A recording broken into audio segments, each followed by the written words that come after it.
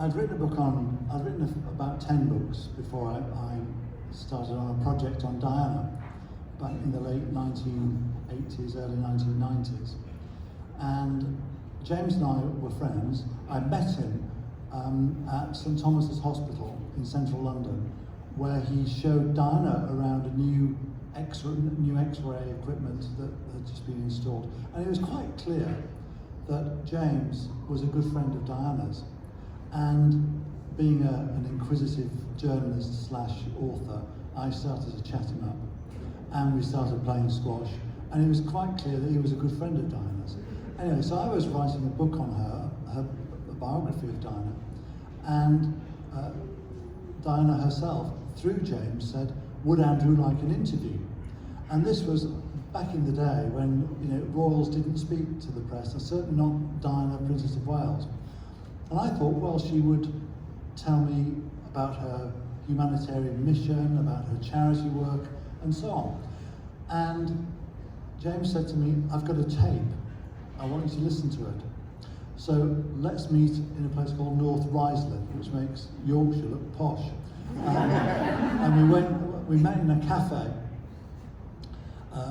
there, and all around me, all these workmen were in their blue overalls, eating their bacon, eggs, and chip butties and the rest of it. And I put these headphones on, and I listened as this voice, almost speaking quite frantically, told me about her bulimia nervosa, never heard of it. A woman called Camilla Parker Bowles, never heard of her.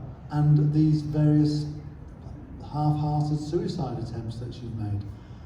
Well, this was quite extraordinary, really, It was like entering a parallel universe, a kind of a Narnia moment. I'd gone straight through the wardrobe and ended up